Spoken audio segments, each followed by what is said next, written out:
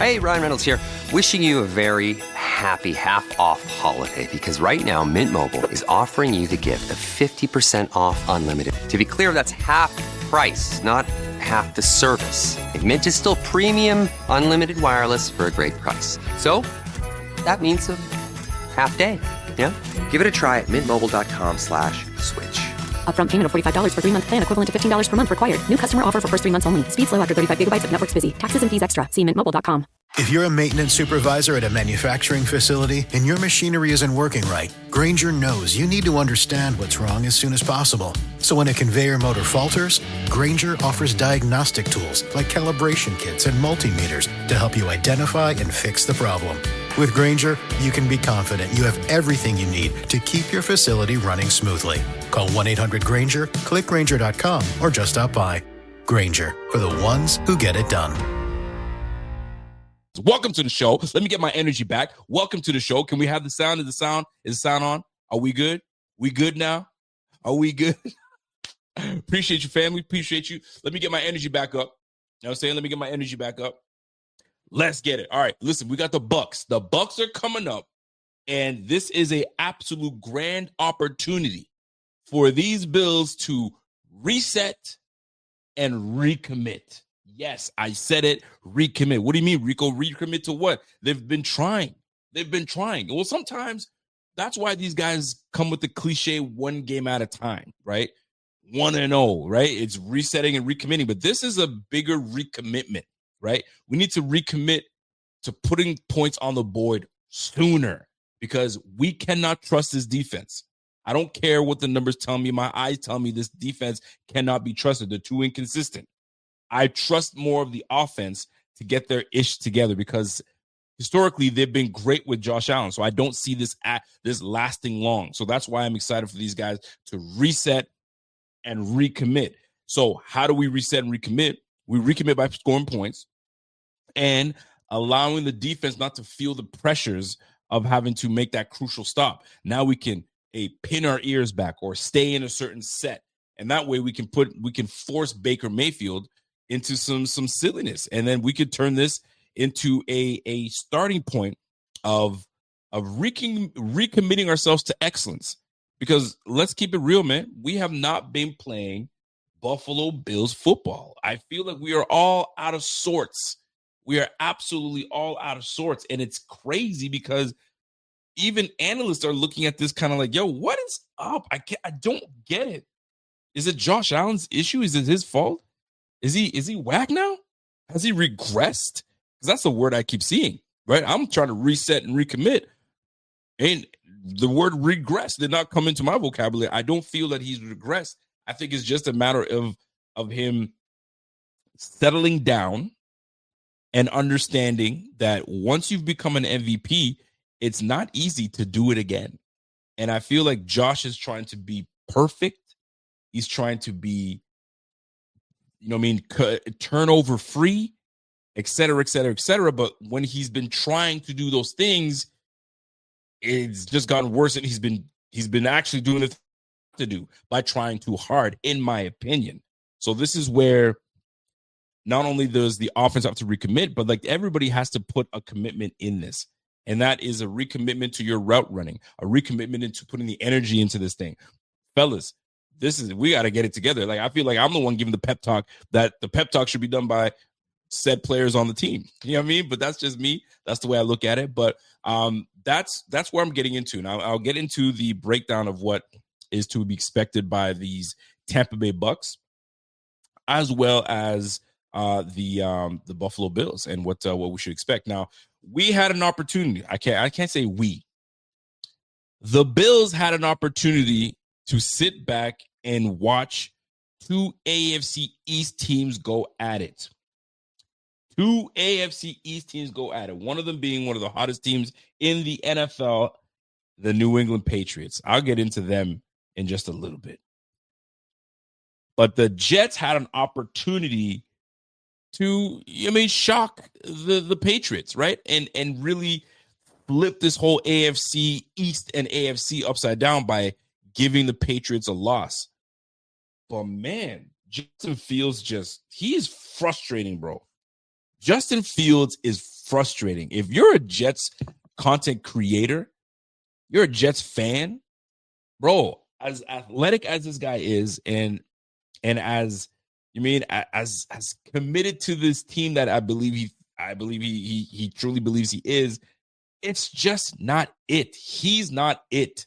And when he fumbled that football at the end and tried to pick it up and make a play, and I say this very loosely, make a play out of nothing, and then not even pick up the football actually, and him trying to pick up the football between some guy's legs, dude,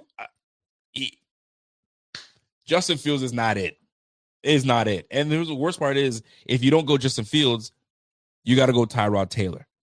And I don't know if these guys want to go Tyrod Taylor. Is Tyrod Taylor still hurt? Or is he hurt? I don't even know what the status is with that quarterback room. But golly, it's not good. And it's not like you don't have good offensive pieces. You have Breece Hall. Breece Hall is a baller. You obviously, Garrett being hurt hurts. But then you brought in Adonai Mitchell. And I'll tell you right now, A.D. Mitchell, I know he was getting clowned last night for dropping some footballs. He had two legitimate big drops. The one crosser across the middle where it just right through his hands, and that deep ball that just dropped right into the bucket. Brother, you got to catch that.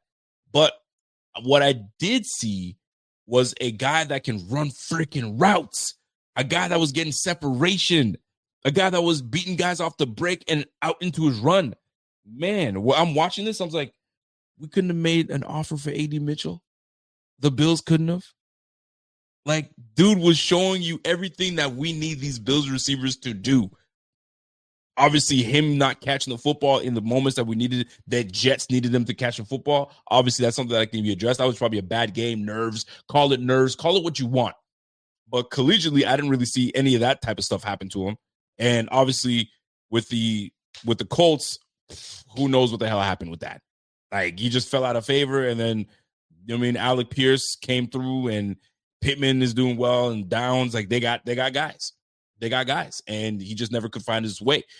And A.D. Mitchell was doing all these things. Now, I'm mentioning A.D. Mitchell because it brings me back to our receiver room recommitting to Josh Allen. You got to commit yourself, bro. You gotta like drop everything that's gone on from week 1 to week 9. It's out the window. It's out the window. Now it's up to you guys to say, all right, what do we do and how do we do our things going forward? How do I help my quarterback? How do I make my quarterback trust me? I need to make him trust me. I need to make plays for him. Even if it's that one route and one catch that I make that he felt really good, that can build off of it. It's funny because I bring this trust and recommitting up for a reason. I just was on X. By the way, shout out to my man Tommy on X right now. I was just on X, and there was a presser with Drake May. And they asked Drake May, I'm paraphrasing here, what is it about, I might as well just play the damn clip. It was pretty much them asking him, what is it about the trust that you have with Stephon Diggs? Is it something that you guys work towards? Or is it something that, just came naturally? Like, what was it? And even the question being asked, I was annoyed. I was annoyed because that's my guy. Diggs is my guy. You feel me? And we don't got Diggs on the squad right now. So now we got to deal with working wonders for us. Couldn't do it. So I'm going to play you guys a clip. And you guys let me know what you take away from this. You know what I'm saying? And then we can discuss it then. So let me share my screen with y'all real quick. And then you guys can let me know what your thoughts are on Drake May's response to them asking him about his I guess connection with Diggs and the receivers he's got. Check this out. The trust that you have in Stephon Diggs, something that's built up over time, or do you feel like you had that right away? No, that trust was built up. Probably when I was in middle school when he was playing in the league. It was long ago. Guys like him and Hunter and Mac. You trust those guys for what they've done in this league. And I just try to give them chances. And Steph, and you break a couple tackles to get in the end zone, but those guys are great for us tonight. The trust that you have in Stephon Diggs, something that's built up over time, or do you feel like you had that right away? No, that trust was built up. Probably when I was in middle school when he was playing in the league. So it was long ago. Guys like him. Here's the deal.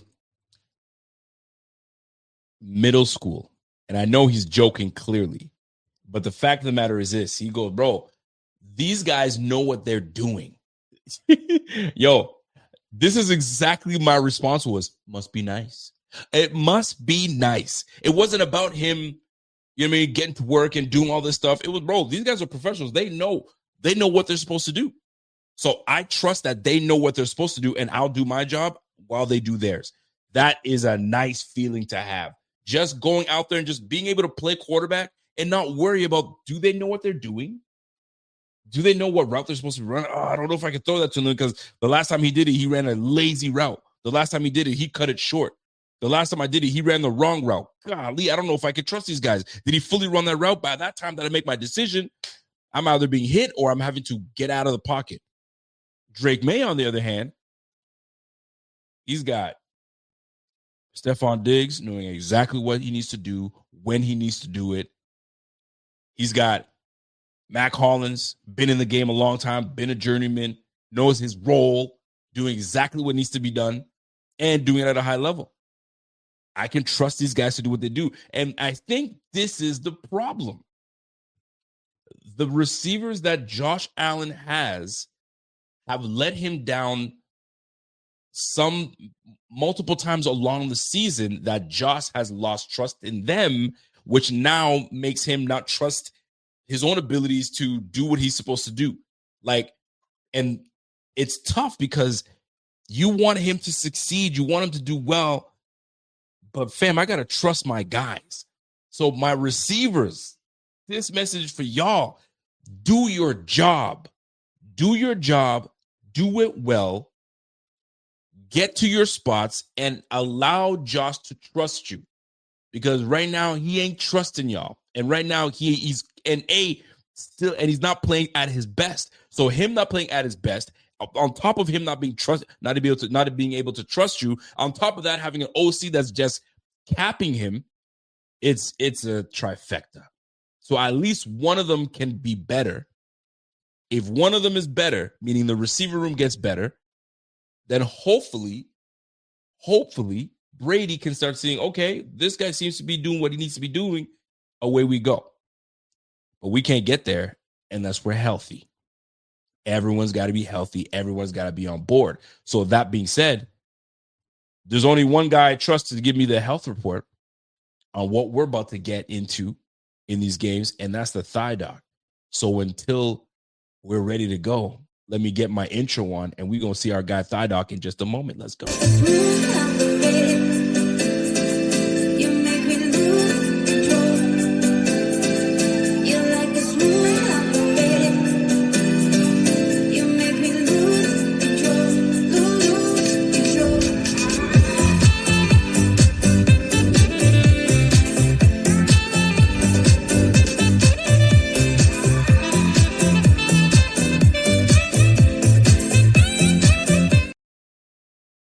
Ladies and gentlemen, my guy, the thigh dog.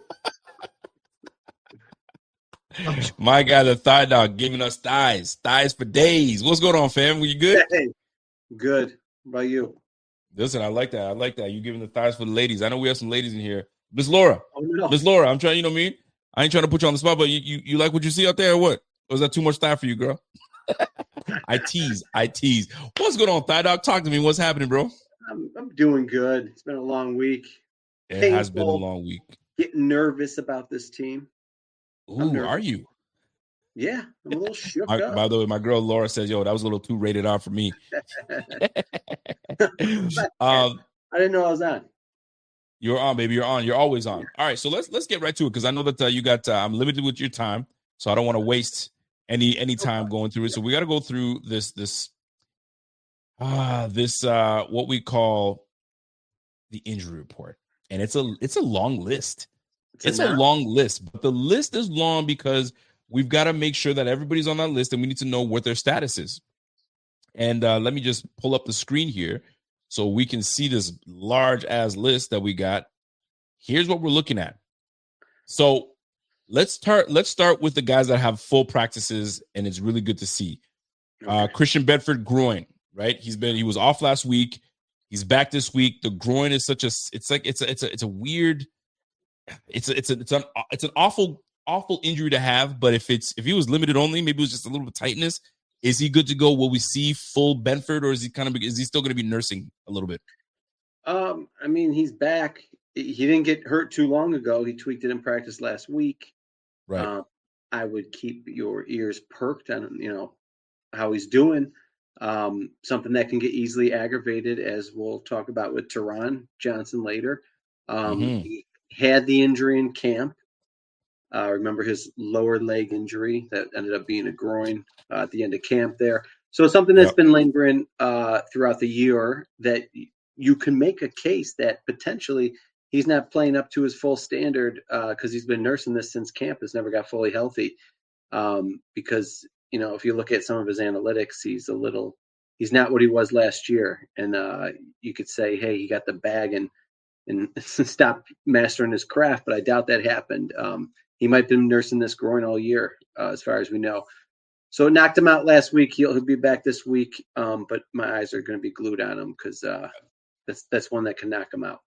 Yeah, that is definitely right. Let's go to Terrell Bernard. Terrell Bernard actually looked like he was kind of like, I mean, that's a tricky one, man, because people are saying, bro, is he hurt or is he just buns? Like, has he just regressed this year? I'm leaning towards he's just fighting through this pain that he's got with his ankle. I mean, there was a play that he was in pursuit and it just didn't look good. Your thoughts on him being a full participant, and will we see Shaq Thompson in there above him? Well, what are your thoughts? That's a good question. I would like to think that it's injury related why he's not playing well. So there were some clips circulated. I was actually glad I came across them. So cutting off his right ankle, you can see that he doesn't have the power. And then there was the clip he was running someone down. Now I haven't watched every play over again. He very well could have tweaked his ankle and he was galloping on that play, but he definitely was running a little funky. Yes, he was. The right leg's affected. He sprained his ankle a couple weeks ago. He had the bye week. Then he was active, but he was an emergency. So that was 2 weeks later. Then he played the Chiefs game, the Dolphins game, and the Dolphins game where it reared its ugly head again. So this is the same ankle. If you remember the video I put out in the Steelers playoff game 2 years ago, you can see his ankle snap. They put him in an air cast on the field, but it happened to not even be a fracture. It was just a sprain. So he's got some history there. It seems like something that obviously has been aggravated, because the injury in the Atlanta Falcons game, it wasn't like, your ankle rolls, right? You've played basketball. Right. Because was that the one that he jammed? If his ankle came in hard and kind of went, was that one? Yeah, it was. Okay. He actually just caught his what really happened was he was trying to pursue back the other way, and he just caught his toe, and it was just a little rivet of the ankle. It didn't look like much. So the fact that has set him back about a month is a little alarming for a chronic issue. It might be something that he has to get addressed in the offseason, but it's not going to happen now, clearly. I don't know if they'll put Thompson in ahead of him. I know Thompson's looked a little better, but Thompson's dealing with his own stuff. So it looks like it's Benford or bust right now. Bernard or bust right now at the middle linebacker. But yeah, be a little weary. The way he looked last week, he couldn't cut off it, couldn't go back to the left. So planting on his right, pushing to the left, and otherwise he looked okay. And then we did see the clip where he had a pursuit and he looked like he was galloping. So I didn't like that. Yeah, I don't think he was doing it the whole game. He might have been, but what probably happened is he tweaked his ankle at some point and then tried to gut it out, and that's how it looked because the numbers were low. All right. Well, let's talk about our guy. He played with a club on his hand, so I can't anticipate that there's going to be any issues with Joey Bosa playing with the wrist issue. Club on the hand, not a fracture or a severe sprain. What's the deal? A big, huge club like that. What's going on? For sure. So he had the wrist braces in the Carolina game when he was like grabbing it. Right. We're not sure. I take that back. He had the wrist braces in the Chiefs game, both wrists, right? And that's Okay. the game he came down. We talked. He like hit his. Yes, he that's hit right. That's towards right. his That's right. That's right. elbow, and he was like favoring his wrist. Yep. So with that said, it's odd that he wouldn't be in a club then because it looked like the injury had already occurred. But a couple of years ago, Dawson Knox had fractured his scaphoid, and he played through it like a week or two, and then they had it surgically fixed. And sometimes these scaphoids, it's a small bone that's like at the top of your thumb as it enters the wrist area. Sometimes the x-rays don't show, and then you got to get an MRI because it's such a like a hairline fracture type deal that only the MRI show, which is rare because usually an x-ray shows a fracture in the bone. But with that said, they could have missed it, thought it was just a bad sprain. They're like, okay, you're in a lot of pain. Take an MRI. Okay, you actually have a scaphoid fracture. So he's going to gut it out. He's wearing a club. I mean, it's not great.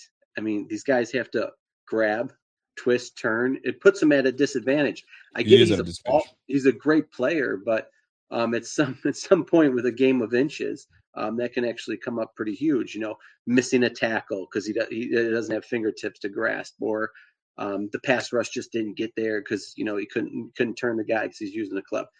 But Bosa had a long injury history.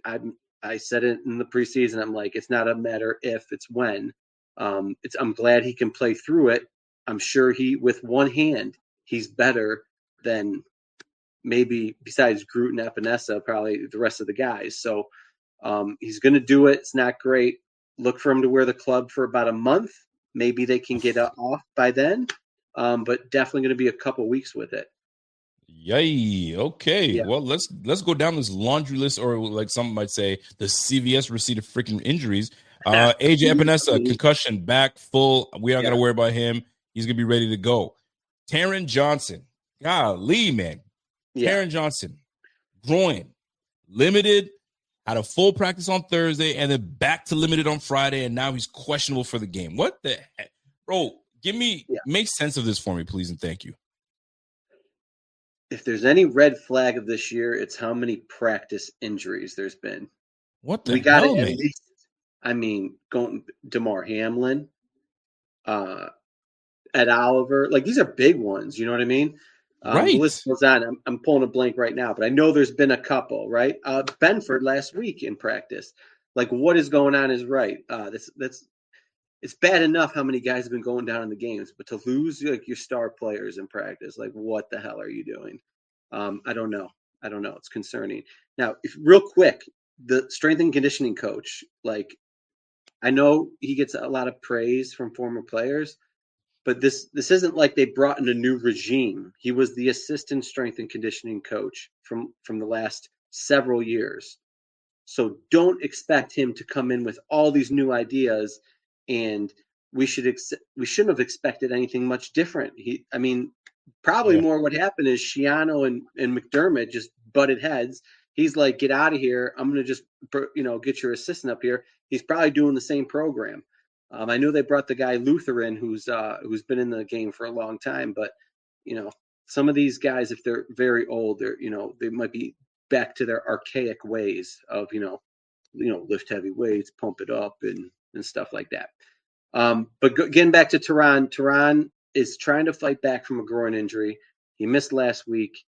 He was limited to full. It looked like the green lights are on. And now we hear he had a quote unquote from McDermott, a yellow flag event where he had a setback in practice. Same thing with Benford last week. He tweaked it in practice. He still practiced the next day. This means these guys are probably dealing with chronic groin issues, by the way. And I just think with aggravating on Thursday, I don't think they push it. But why don't we just talk about the other questionable player now? Because this is what is very scary. Both of our nickelbacks Thank you. are questionable.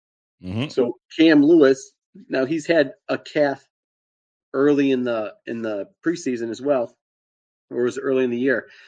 But a calf usually takes a couple weeks. But this must not be a traditional calf strain. Like if I ran and I felt like someone just shot me with a BB gun and I felt a pull in my calf, I'm probably out at least 2 weeks. It's just like a hamstring strain.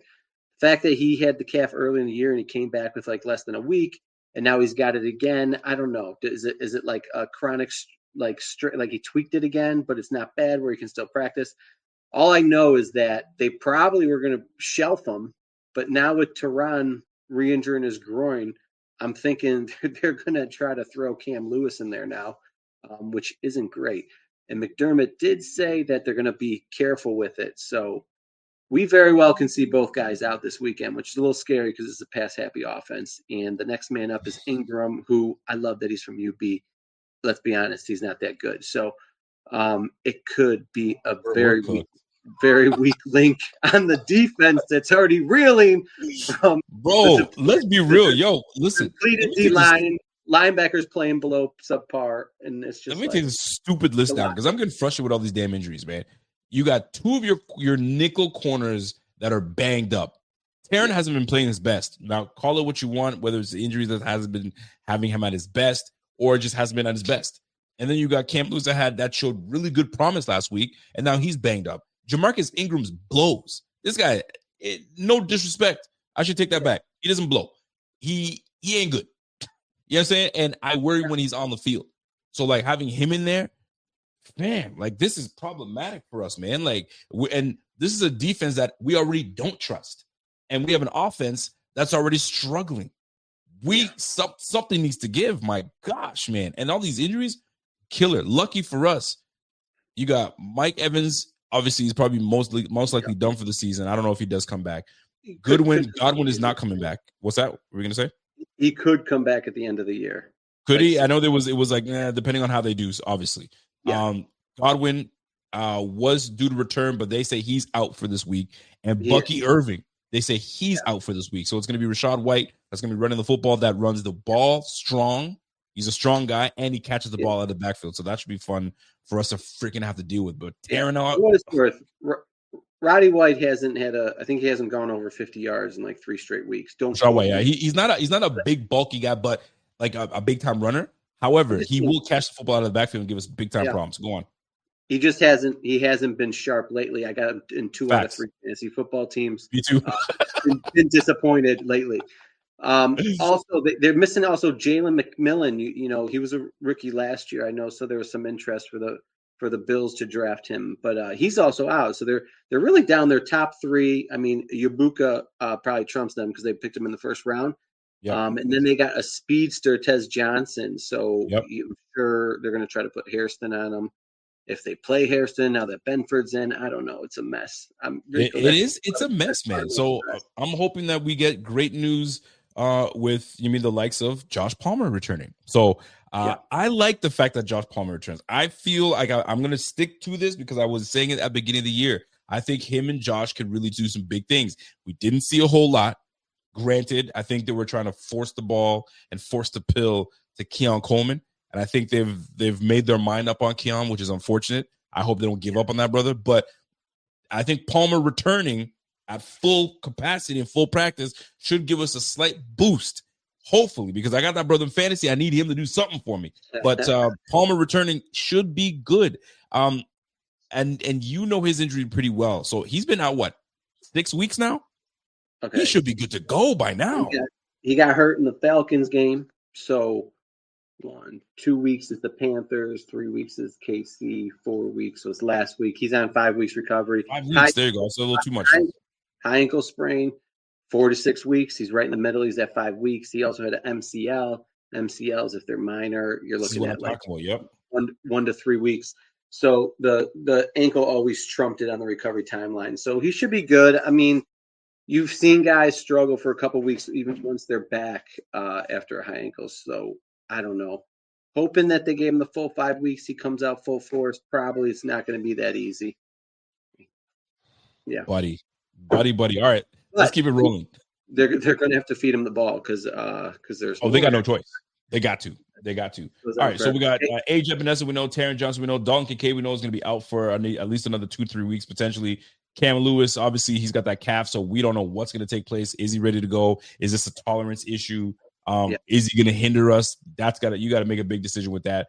Fedarian Mathis. I mean, yeah, exactly. We'll move on from that. Josh Palmer. I don't even know what happened to him. He hit 40% snaps last week. Nothing was reported, and now he's just not practicing with a shoulder injury. Hey, did you want to do a thigh dance for the internet? Okay, all right. Sure.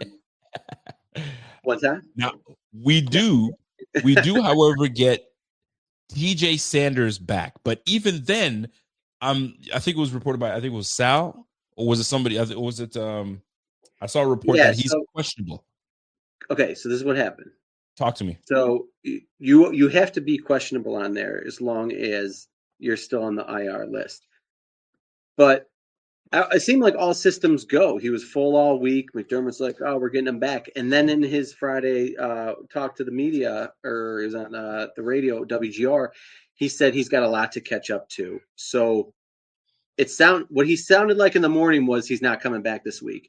But then they put out the report and he was full and he wasn't on the list. He wasn't even listed as questionable. And now he is listed as questionable. So I'm kind of getting mixed signals. It seems like he's healthy enough to go. It's just one of those Bills things. If they're like, hey, he's a rookie, he's not ready, he didn't get enough practice, I could see that happening. But if he's not back this week, he's back next, guys. So I was expecting him to come back, especially with Mathis out. But if they want to wait on it again and call up Zion Logue one more time, go for it, guys. Go for it. Exactly what's gonna. I mean, I don't mind Zion Logue, so if they have to call him up, sure, so be it. All right, the last three: Khalil Shakir, Shaq Thompson, Dorian Williams. I go with Dorian Williams.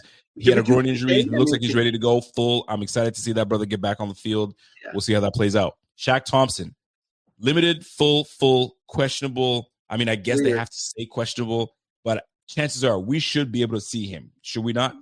Okay. I'm just going to piggyback this with Kincaid. Yep. A big injury. But hamstring strains, 13 days is the average. Okay, so that's 2 weeks. He's been out for 2 weeks, so he's coming up on his third week since the injury, and he should be good to go. He went from limited to full to full. I don't get the questionable status. Me neither. I feel like checking themselves. Again, I don't know. They got like a bunch. Okay, I don't know. I'm trying to how I can put this in words. They have two linebackers that are stalwarts to the franchise. I get it. You got Milano and you got Bernard. Bernard's obviously banged up with his ankle and he looks like crap. Milano is quietly trash right now. Okay, he can't make lateral plays. He's always kind of behind the play nowadays. If he comes downhill, he looks like an all-pro. But if he's got to go laterally, that he's just not there anymore. And I feel like they're playing a little politics here. Shaq Thompson, I'm pretty confident, has earned the right to start, but that 100%. Means they got to put down Bernard or Milano. And I think by them all having a little injury, you got the ankle with Bernard, you got the pec with Milano, and now you got the hamstring with Thompson. It's just like it's a little bit like a roulette. If they feel like their main two guys can go, they'll go and they'll pull back Thompson, let him get healthier, and then they're probably like, hey, Milano's probably gonna re-rupture that pec in 2 weeks anyways, and then we don't have to play the politic game, and then Thompson's healthy this week, and now he's gonna start. And I feel like you're onto something, man, because it is a politics thing. We don't want to hurt this guy's feelings, and we're gonna put this guy in. No, bro, put the best player available. Period. So Bernard has to sit his behind down. Sit him down. If Milano has to sit him down. He ain't gonna be back here next year. Sit him down. Golly, man. Yo, listen. I felt somebody said, bro, all this is bad news. Well, we got to get through it. We have to get through it. These are the injuries. You got 14 injuries on there with like 6 to 8 starters on the injury reserve. Buddy, freaking brutal, man. All right, last but not least. Right. But same thing. Yeah, I know you don't have to rush unless you need to get on with your show. But Kincaid is also a hamstring. He already missed 2 games this year. The GM said he needs to bulk up, get and stay healthy, and it's just not happening. So bad news there again. And he's going to be out for another 2 games, unfortunately, if he's lucky. So I'm pissed about that. Okay. All right, come on, go on. Then we got Shakir, no. Right? Let's go back. I mean, you can't really. I mean, bulking up, that has nothing to do with the hamstring. Hamstring's hamstring. Well, that's okay. We can get into a whole nother discussion. I feel like Beans really lost his marbles. between. Okay, hold on. Yeah. No. You just can't talk like that and not back it up. So, floor is yours. What do you mean he's lost his marbles? He's lost his marbles a little bit. I don't know if he's feeling external stress or he's just has a really bad ego. But if Brandon Beane's going to talk about Kincaid the way he is, he needs to put on muscle and stay healthy. And then the pitcher comes out with him with 2 knee braces on and looking like a twig. And then he gets back in front of the media and says, that's not really what I meant. He's working hard. We just need him to be more durable. Oh, you don't want to bulk him up anymore? Then what were you saying 2 months ago? Now you're backing down. Then you get on WGR. You clearly have a wide receiver issue. You let Matt Collins go. You didn't get a guy in the draft. You blow up, like really blew up on WGR, which was like out of character and kind of was a bad look. I don't know what you thought. Some people were like, "Yeah, go Bean." I was just like, "This is." I'll keep it a buck. At the time, I actually liked it. I liked that he was backing up his players, and I truly believe that the receiver room was good enough that we can continue. I thought they were better. Okay, I digress. Go ahead. It was kind of cool for like 22 hours until they signed Elijah Moore the next day, which clearly means they didn't get the guy they wanted in the draft. So then, where was I going with this? He lost his marbles, and he blew up on the WGR guys, and now it's like is it the Eagle thing, or is it the? Yeah, that's it. And here's my question for you. So, going on tangent. Are you trusting Bean? Do you trust him now? Has he lost your trust? I think he is good at getting value in the middle rounds of drafts. I think he took a chance on Josh Allen and it really paid off, but I think there's a lot other holes to fill. There's they got a guy like Diggs, which is a really ballsy trade too, and it paid off.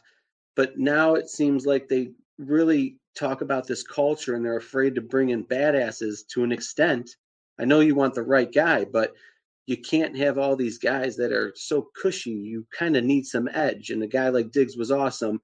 I understand he turned into a jerk at the end, but I think we're starting to see that maybe he was smarter. I couldn't imagine that Diggs was so smart that he would see the playbook and be like, I need to get out of here now. But I guess he was that smart. I can't believe it. But I guess he did in Minnesota too. He saw the writing on the wall.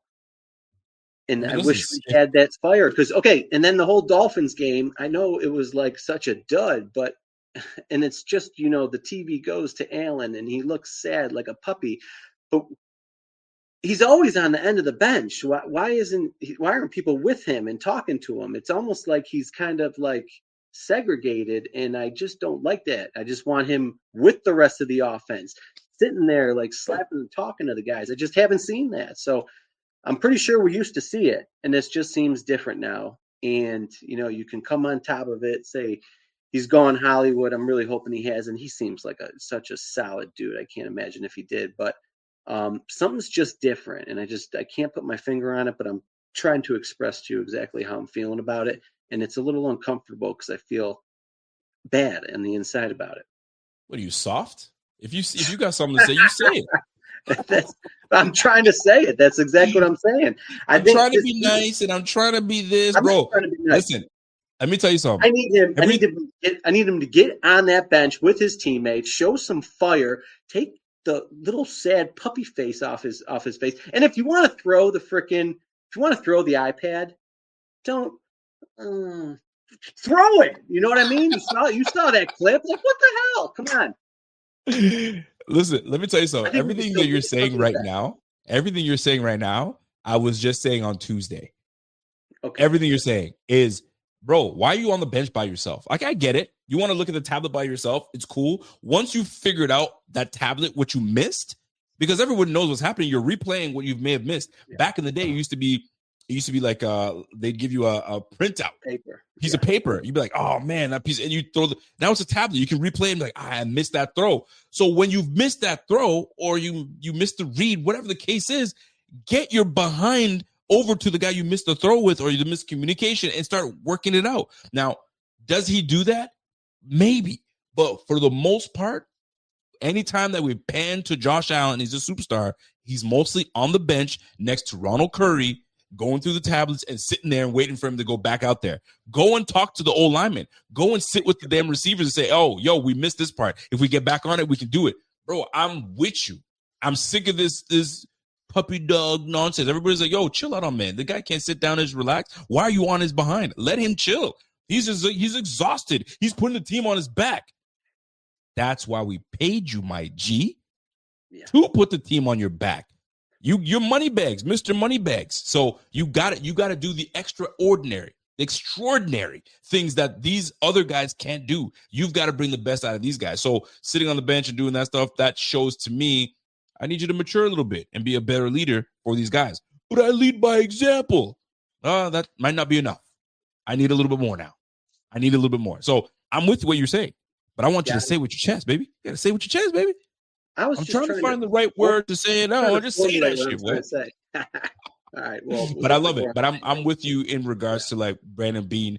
I call it a little bit of GM arrogance in a way, because you want your picks to pan out. You want your free agents to pan out. You want your decisions to look good. And if you have to go back on your decisions, it's not good. That means you're not doing a good job. So, and then when you were talking, it had me thinking, like, I would love to know what the consensus was on Brandon Beane before coming to Buffalo, because he was an assistant. He was an assistant. And then I think then we poached him, or was he a GM for maybe a year or two? And then, because he was an assistant for the longest time, I have to go and check myself to see how long. But what was so good about what he did that we needed to poach him and so on and so forth? Anyway, go on. One thing, you can go back to that draft when McDermott was here. McDermott came first, and he had to do it with Whaley. The Bills made a couple trade-ups in that draft, and look at what team they jumped over each time. The Carolina Panthers. And Beane was with the Panthers at the time, and then he came over. Just interesting, okay? I want someone in this chat to go on there, look at the drafts, look where they traded up, and tell me how many times they jumped the Panthers, because it was like 2 or 3 times, which was interesting. Hold on, Whaley was there. I'd have to go back. I'd have to go back to see, because it was Whaley. Beane was with the Panthers still. Yeah, but just for a year, because he came the same year the Beane. What's his face came? McDermott came. He did the draft with Whaley. They fired Whaley, and then they brought Beane, like in the summer. That very year. Yes. Interesting. I'll go back and look. I'll go back. You're a little conspiracy theorist, so I know you like to dig deep and create stuff. So I gotta go and dig back and take a look. All right. Injuries be damned. I'm done with the injury talk. Let's get to a bit of football talk here. Yeah. When you watch these Patriots, are you sold on these Patriots? Are the Patriots the real deal? Are they like that team where you're like, bro, they look nasty, bro? I don't know if we could take them, because I don't see it. They're not nasty. I don't see greatness like everybody else sees. What do you see? They're doing stuff that we used to do when we were excited when Josh Allen was new. They have a lot of energy. So first of all, they don't blow the top off. They just dink and dunk. The kid's good though. I mean, he gets the ball out, and he does a little. What he basically does, he does a little Tom Brady dinking and dunking early. He's got a great touch on his long ball. When he does shoot the long ball, it's open, and it usually gets completed unless the guy drops it, like they did Matt Collins yesterday. But he's real. His EPA is off the charts on the deep balls, because he does it sparingly, but he does it when it's going to work, and he puts the ball in the right spot. I mean, Allen, as big as his arm is, he struggled with deep balls, like the touch and stuff. It's just these balls are going out of bounds all the time down the sideline. But anyways. But there was this one run by Henderson. They were down 7. They ran that toss sweep that he had to cut back up, and he ran into a pile of people at about the 4-yard line. Without any hesitation, 3 of his linemen came up and jolted him into the end zone. I'm talking like they didn't. It was just, it happened instantly, and you can just tell that they were excited to play football. And there's no. That team wanted it more than us. They want it more right now. That's the problem. So the quarterback is good. He's only going to get better. And, and he's slithery too. And he's basically like Josh Allen Jr. but he's like 2020 Josh Allen, when Josh Allen in the second year was 2019 Josh Allen. But whatever. That aside, their defense isn't that special, but their secret skill is they can stop the run. So that's a little bit of a kryptonite for the Bills, because that seems to be our fastball right now. But at the end of the day, what was I going to say is just they play good, sound football. Their coach makes good decisions. He's making good decisions. Fantastic decisions. They got a good offensive coordinator. Great offensive coordinator. Daniels, and it's just working right now. But they haven't played a team in the top 10 points per game. So they haven't really played a good defense yet. And we know they have the soft schedule, but they're taking care of business. But they're going to get better down, in the next few years. So do they scare me? Yes, they do. But is challenge good? Yeah. But do I think they can just win the Super Bowl this year? No. Does that make sense? I hear what you're saying. I hear it, and I'm with you. I have a healthy respect for the Patriots. I just don't see, like, when you see certain teams where you're like, okay, I'm looking at the Colts. I'm like, yo, the Colts, they run the heck out of that ball, man. They look good. They look all right, and their defense has been playing all right. Right. I'll go to the Bengals offensively, bro. You have a competent quarterback behind that offense. They're legit. They can move the football. Patriots are just solid all around, and Drake May, I like him, man. I like him.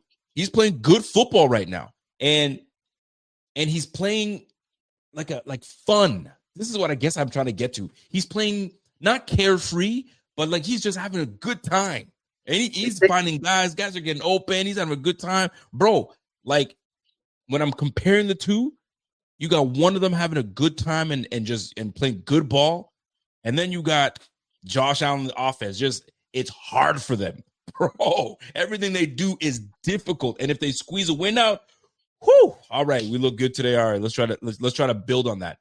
Can't build on that because there's so much inconsistency. Meanwhile, these boys are running the ball. The Patriots are running the football. They're throwing the football deep.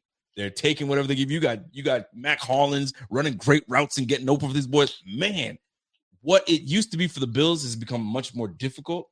I was like, golly, man, I'm seeing good things. Now, do they scare me overall? No.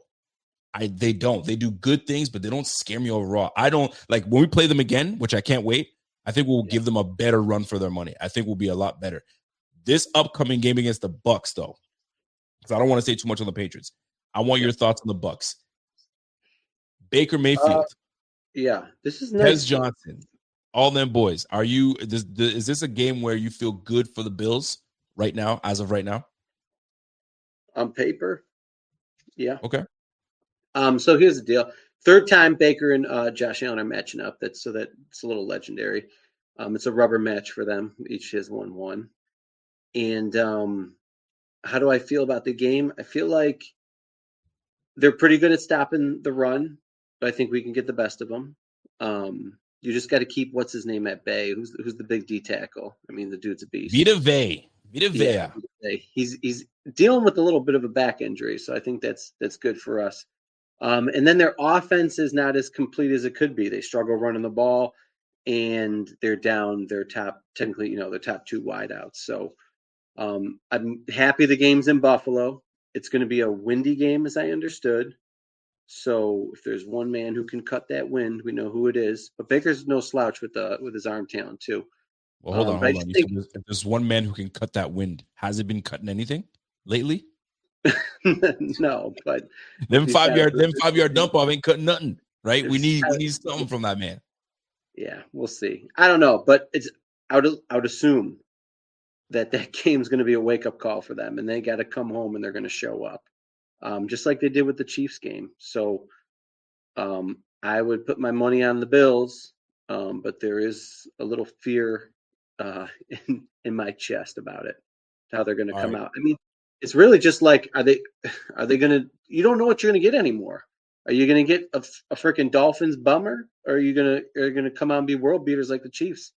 And I'm just hoping, because it's in home and they got to bounce back after that loss, they'll look different this week. They'll definitely look different. Well, we talked about injuries. We talked about who's going to be available, and who's not going to be available. Your last thoughts, man. We got obviously the Tampa We're hosting them, so obviously they're coming into our climate, so we should have an advantage. Vegas says we have an advantage, so we'll see how that plays out.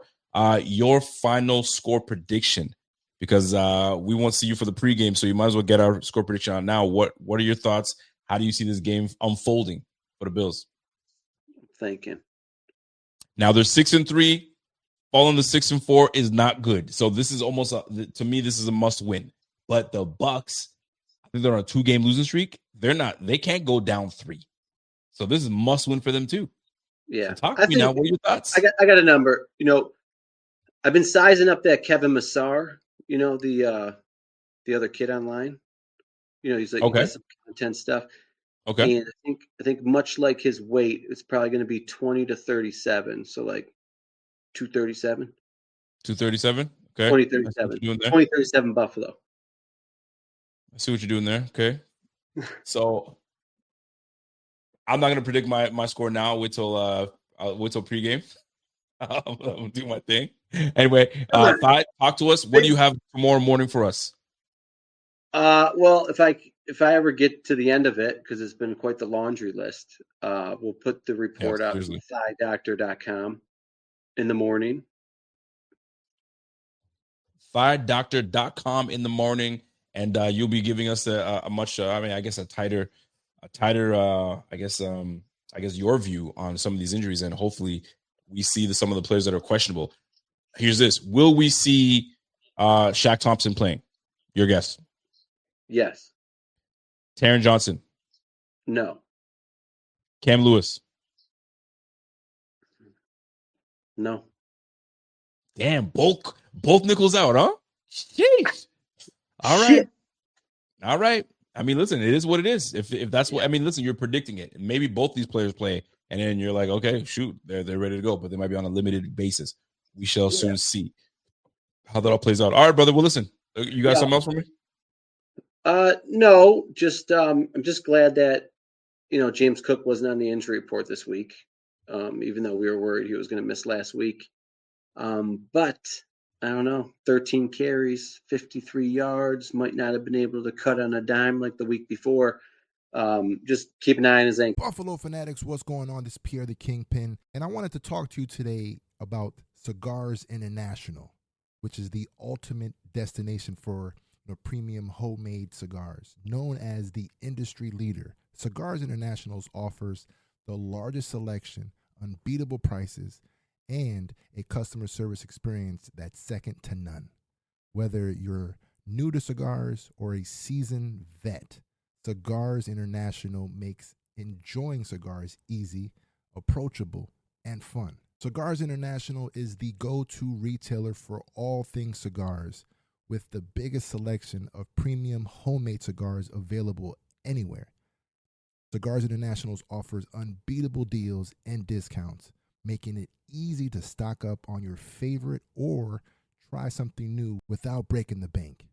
With fast free shipping and their 100% satisfaction guarantee, you can shop with confidence knowing that Cigars International stands behind every order.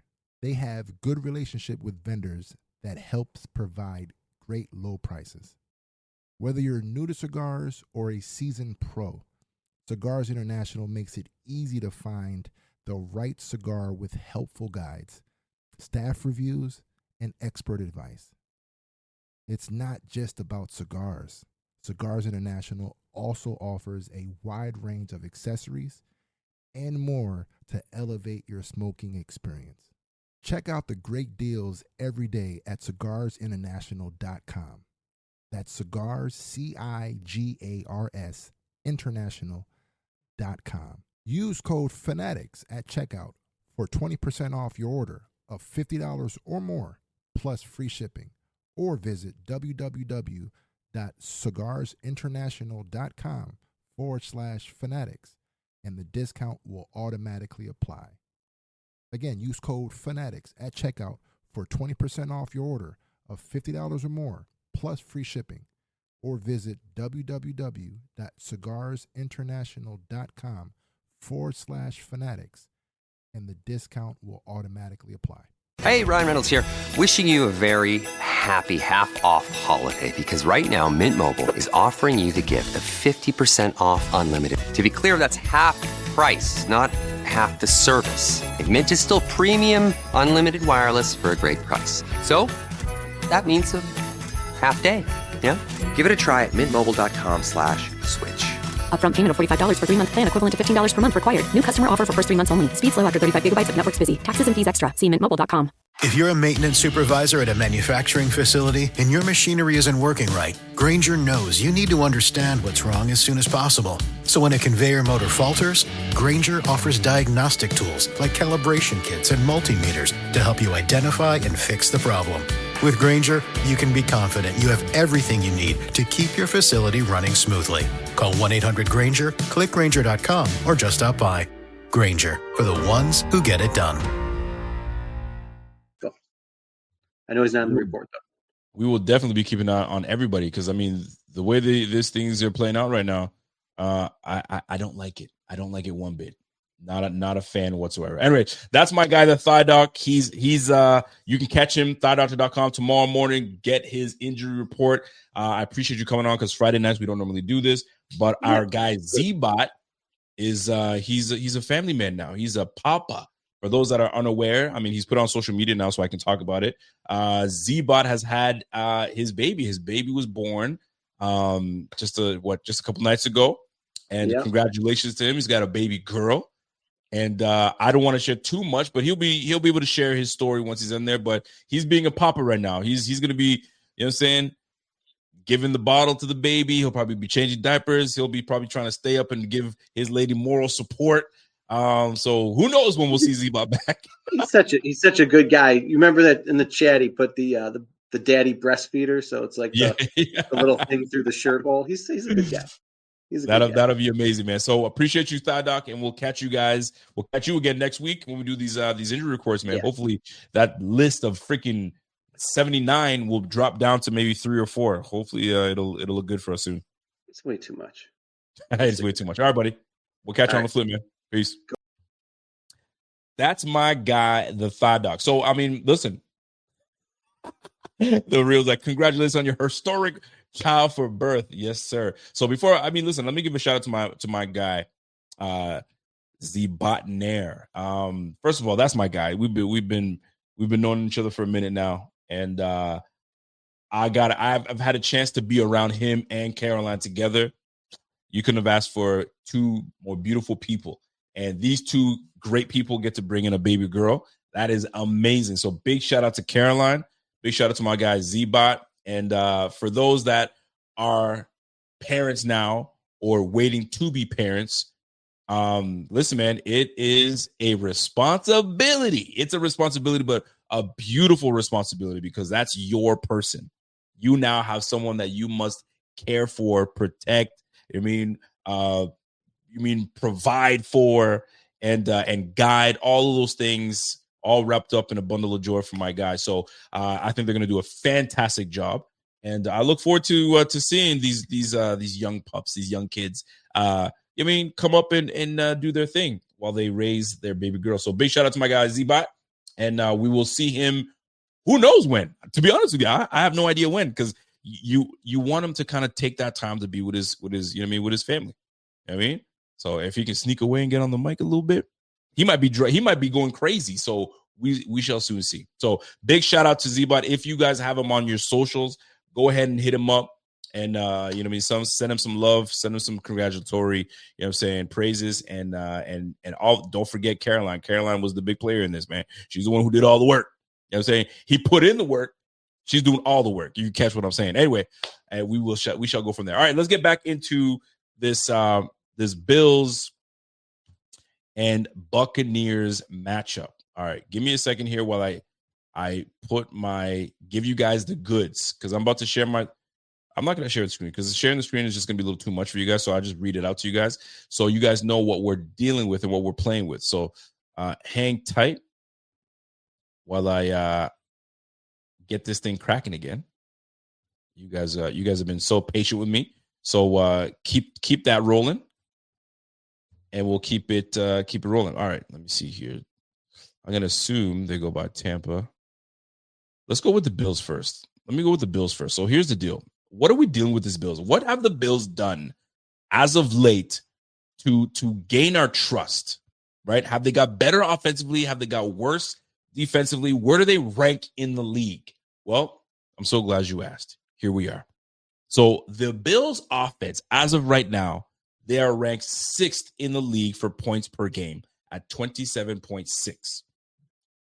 384 yards a game, that's ranked number 2 in the league. Yards per play, 6.1, that's ranked number 3 in the league. So there's still a potent offense. It's crazy, right? Third down conversion rate, they are converting on a 43.9% rate. Guess where that ranks them? Number 5 in the league. That's amazing. Red zone scoring, 65.63. They're ranked 7th in the league. And last but not least, touchdowns per game, 3.4. They're ranked 4th. They're still a top 10 offense. Based on these metrics, they're still a top 10 offense. What the F is going on? All right, let's go to the defensive side of the ball. So the Bucs opponents, the Bills and their opponents, they're allowing their opponents to score 21.9 points per game. So we'll call it 22. That's ranked for 11th in the league. So just outside the top 10. See, that's deceiving. It's deceiving because they're allowing 21.9 points per game.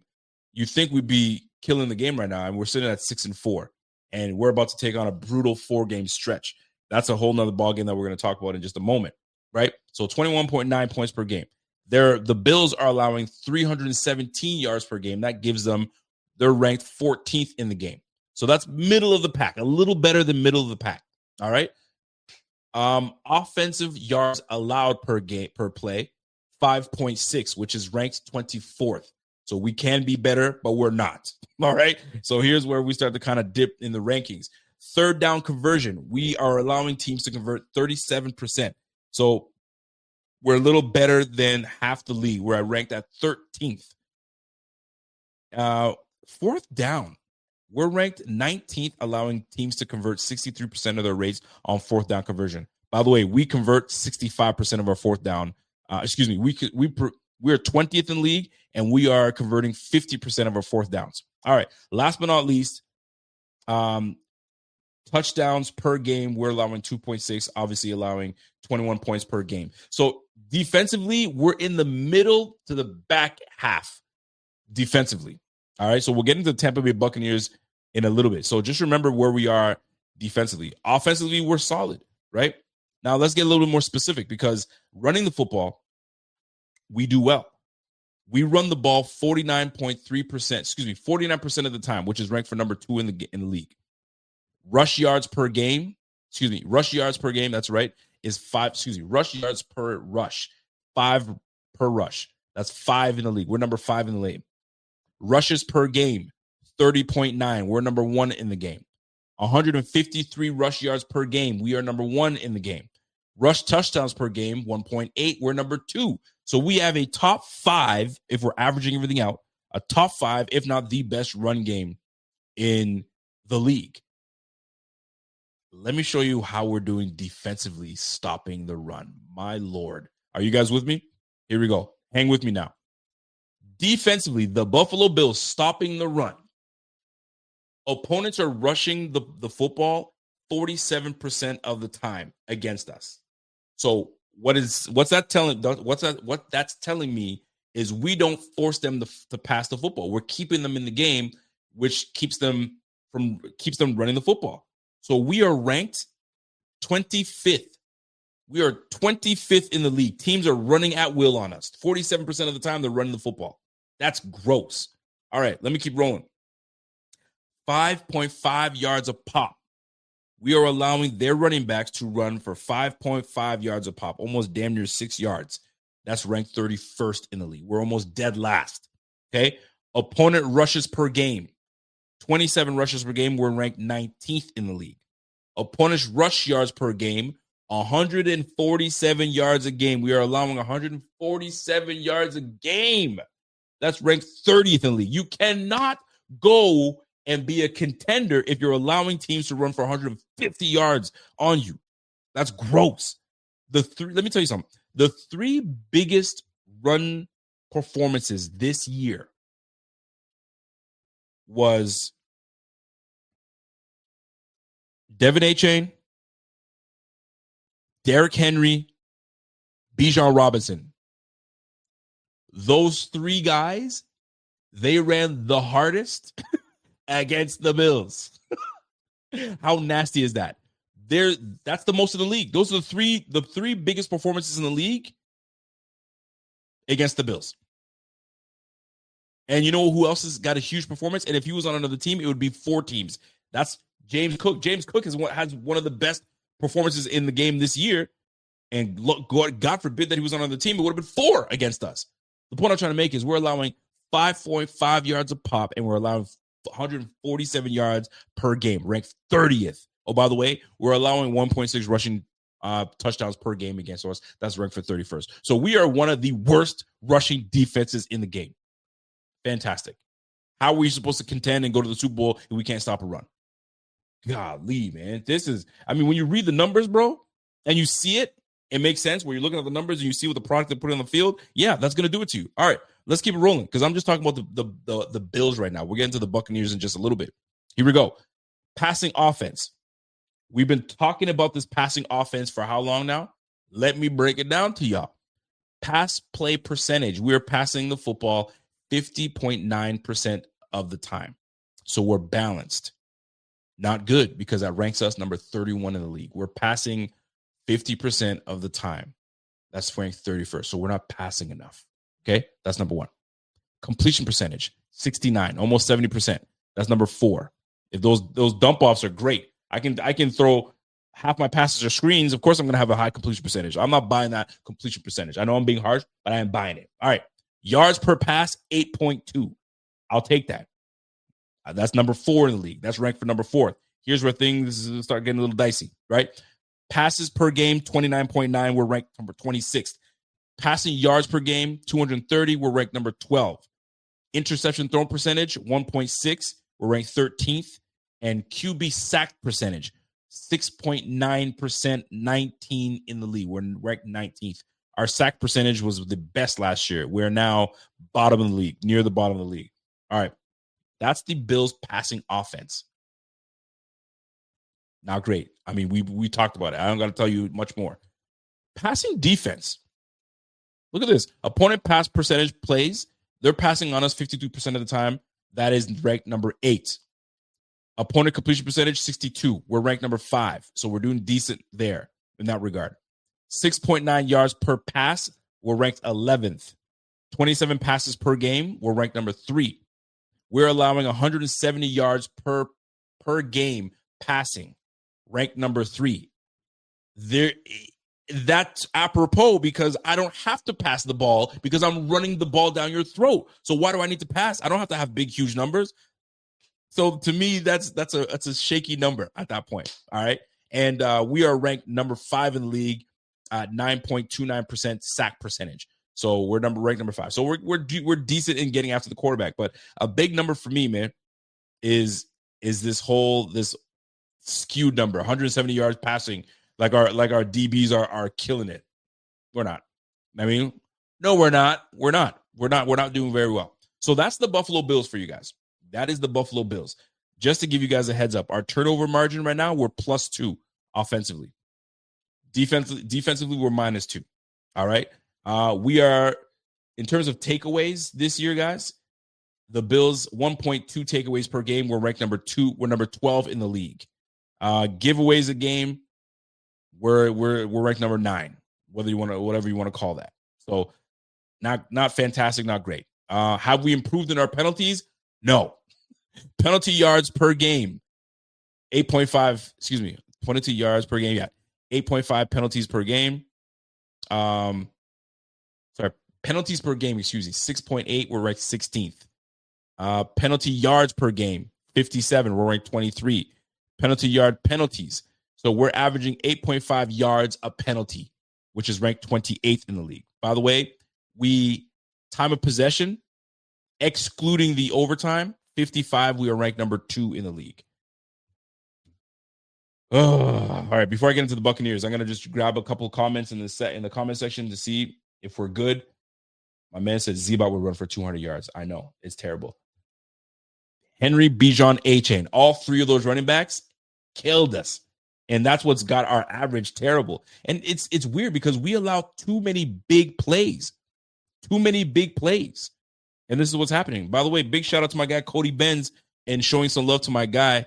Is my son's fourth birthday, so I appreciate you, my G. Appreciate you.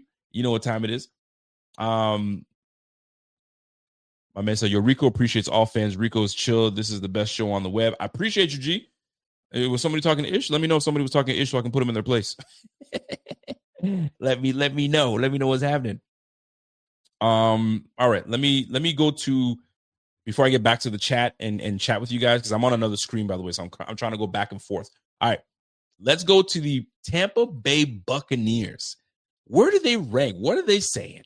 All right. Let me go and find out what's up with these Tampa Bay Buccaneers. Let me hang tight with me, people, while I get this out of the way here.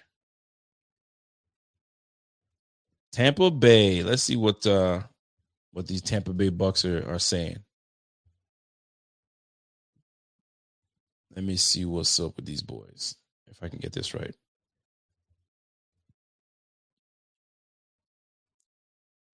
All right, these Tampa Bay Bucks.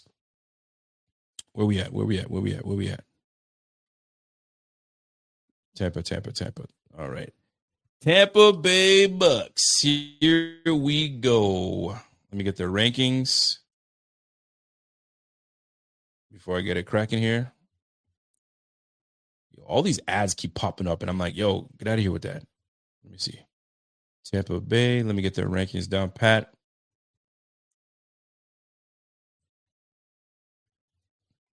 Hang tight with me, people.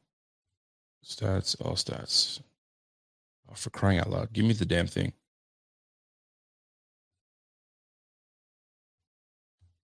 I'm trying to get all these stats, and they got everything. They jacked up everything, man. Golly. Hang tight, people. Hang tight. We're going to get this thing cracking. In the meantime, while I'm looking these, once I get these stats going here for these Tampa Bay Bucks, are we confident in this upcoming game against Tampa? I'm going to be real with you guys. I'm actually excited for this game. Not because I'm like, oh, I feel like we're going to win this and it's going to be a piece of cake and we're going to run through them. That's not the case. I'm actually excited to see how the Bills respond to the Tampa Bay Bucks. How are you guys going to respond? Because right now, you have a lot of people against you. Let's keep it all the way real. They're not in favor of the Bills. They're talking a lot of ish on these Bills. So how do you guys feel about that? I'm confident that this team is going to come back and really do some work. But that's just me. So without further ado, let's get into it, folks. The Tampa Bay Bucks overall ranking. All right, points per game. They are ranked 24.4. They're scoring 24 points a game. They're ranked 11th. Yards per game, 328, 17th. Right? So right now, I'm looking at their numbers. They're middle of the pack. Compared offensively to the Bills, these guys are middle of the pack, which could bode well for the Bills defense. But let me keep reading some of this stuff, right? So yards per game, 328. Points per, no, I'm not going to do that. Yards per play, 5.3. That's ranked 17th in the league. The Bills were like at 8. Okay, let's keep it rolling. Third down conversion rate, 36. They're ranked 25th, so they're not a very good third down offensive team. They go for it on fourth down quite a bit, actually. They're at 46. They're at 24th in the league. Red zone scoring, 52. They're at 24th in the league. Bro, I'm looking at these numbers. I'm like, yo, maybe there's a reason these Bucks are on a, 2-game losing streak right now? Shoot. All right. And they're scoring, 24 points a game, so that's 2.7 touchdowns per game. All right. What are the Tampa Bay Buccaneers saying defensively? So they're allowing opponents to score 22.9 points per game. That's ranked 14th. That's around the same as the Bills. Okay. Opponent yards per game, 334. They're ranked 20th. Opponent yards per play, 5.4. They're ranked 19th. Opponent third down conversion rate. They're allowing teams to convert 38% of the time. They're ranked 17th, middle of the pack. Opponent red zone scoring touchdowns, 61.9%. 21, they're ranked 21. Bro, offensively, we should be able to take it to the Bucs based on the numbers. If we can get our act together, we should be able to take it to the freaking Bucs, man. What are we saying? All right, let me go to the rushing statistics. Are they running the football well? No. They run the ball 40% of the time. So they're in pass mode most times. So they're ranked 25th. Yards per rush, 4 yards. Bucky Irving is not playing. It's going to be Rachaad White. We have an opportunity, right? Rush yards per game, 99. They're not even putting 100 yards per game. They're on the cusp. Maybe we'll round it up to 100. They're rushing the ball 100 times, 100 yards a game. The Bills are at 150. Do the math, okay? 0.7 rushing yards per touchdown. Bro, we should be able to handle these boys, man. This is why I said I feel comfortable. This is me before I even went to the statistics. All right, Tampa Bay's defense. That's where I'm kind of like, all right, where are they at, right? Because we've been struggling a little bit on the offense. Their defense is not, their rush defense, is not as bad, right? Opponent rushes per play. Teams are running on these guys 39% of the time, okay? They're ranked 8th. So they're stopping the run a little bit, but based on circumstances, well, it's wonky. But right now they're ranked 8th in opponent rush per play. Opponent rush yards per game per rush is 4.2. The Bills are doing about almost 5.5. Was it 5? 5.5? So we're going to obliterate that with James Cook. Opponent rush yards per game, they're allowing 100 yards a game. We'll obliterate that again, right? Opponents rush TDs per game, 1. We're doing 1, almost 2 rush touchdowns per game. So we have an opportunity to give it to these boys, man. All right, let's go pass defense. Let's see where they're at. Golly, I'm looking at the numbers, bro. We should be able to pass the football on these boys, man. All right, let's look at their Baker Mayfield and their offense. All right, Baker is throwing the football 59% of the time. That's ranked for number 8 in the league. Completion percentage, he's at 64%. Womp, womp. That's number 20 in the league. Yards per pass, 7. That's 16th in the league. Yards per game, 228. 14th in the league. Bro, we on that ass, man. We on that. QB sack percentage, 5.74 at 10%. Let's go to the passing defense. Yards per pass, 7.4. 25th in the league. Opponent passes per game, 34. They're allowing 34 passes per game at 23 in the league. Opponent pass yards per game, 230 yards per 24th in the league. Bro, no. Absolutely not. The Bills should be able to take care of the Tampa Bay Bucs. Based on these statistics and these rankings, they should be able to, on paper, they should be able to take care of business. No, man. No, I'm not having that. Not having that. All right. How we lost to the Miami Dolphins? Don't ask me. That's weird behavior. We ain't losing to the damn Bucs. We ain't losing to the Bucs. We got to take these Bucs down, and that's it. Baker, I like you. I like your fiery tenacity, all that good stuff. But bro, you coming to Buffalo, and we're gonna ice you down a little bit. You know what I'm saying? We're gonna put some ice on you. We're gonna cool you down, and we're gonna call it a day. Egbuka, we're gonna take you away, man. We're gonna take you away. If someone's gonna beat us, it's gonna be Tez Johnson or it's gonna be Cade Otton. That's it. We can't allow this. Even I know this. We know this, bro. Ain't no way. We gotta handle business. And this is where we start our run. I'm telling you, this is why I say we got to reset and recommit. Reset and recommit, and it starts in Buffalo against the Tampa Bay Bucs. Against a very good quarterback, against a very good defensive coordinator, Todd Bowles, and opportunity is on our side. Opportunity is on our side.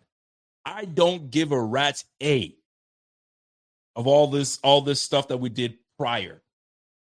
Reset, recommit, start whooping tail, because I'm looking at that defensive pass. There's nothing special up there. I'm looking at that run defense. Ain't nothing special. There's nothing special about this Bucs team. Other than Baker Mayfield and Egbuka killing it and giving me some great fantasy moments, I'm not buying the Bucs. I'm not buying it.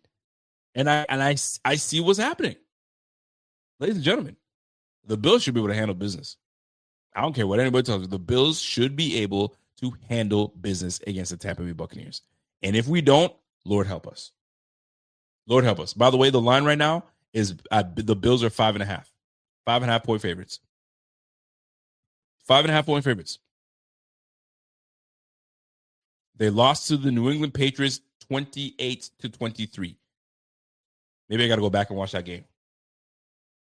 But I listen, we should be able to take these boys. We should be able to take these boys. So right now they're 6-3. They're first place in the NFC South. They should still be able to win that NFC South right now. Sorry, they're on a 1-game losing streak. I thought it was on a 2-game losing streak. They're on a 1-game streak because they played New Orleans. They beat New Orleans 23-3. So they lost to Detroit 24-9. Then they beat New Orleans 23-3, and then they lost to New England. Bro, we got to take care of business. We got to take care of business. They beat Seattle 38-35, and Seattle's a good team too. Crazy. They beat San Fran 30-19. Then they lost to Detroit, won against New Orleans, and then they lost against New England. So their last 5 games, they're 3-2 in their last 5. The Bills are 2-3 in the last 5. This is a must-win for the Bills. This is an absolute must-win for the Bills. The Bills cannot go to 6-4. We must go to 7-3, and then we make our run. Unacceptable. Golly, man. We got to take that. We got to take these boys. No problem.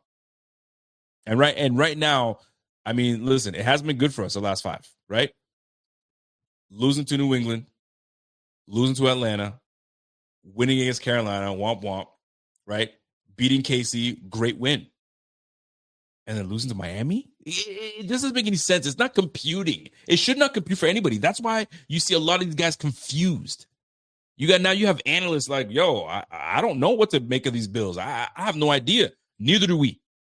But what I do know is we need to get our act together and reset and start whooping tail. Simple as that. It's that simple.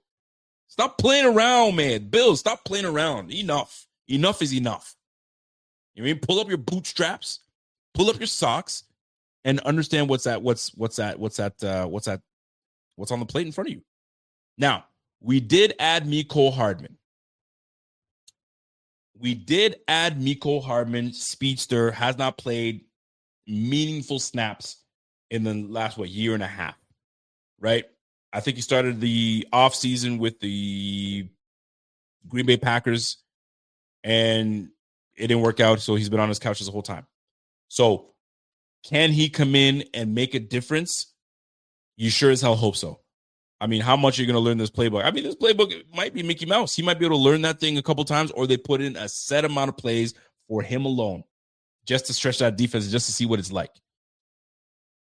Maybe, just maybe, this might be the move. I'll tell you this. I remember, if you guys remember, tell me if you guys remember this. By the way, I'm back on the screen looking at y'all. We had a moment where we did not have that spark offensively. And I feel like this is a thing that happens every year to us. Shame on Bean. He's gonna have to learn that the hard way. Anyway, we went and traded for Isaiah McKenzie. When we traded for Isaiah McKenzie gave us a spark. Do you remember that? He gave us speed. He gave us acceleration. He gave us excitement. He gave us all those things. And he was on the field. Punt returning, we gave him a couple routes to run, and he was doing his thing. And it gave us a boost. And we were looking forward to Lil Dirty coming through. Bro, I think this is a spark. We just need a spark. We need a spark. You know what I'm saying? The logs are there. Just we need a little bit of kindling. Get that fire started right now. You know what I'm saying? Because we got a blowtorch. Right there ready to go. But we just need to just light the tank up a little bit and get it going. Because Josh Allen is ready to blow everything, bro. Get that brother going. Man. Shoot. I mean, we did bring Coop too. But I can't even explain why Amari Cooper and the Bills did not work out. I can't explain it. I can't.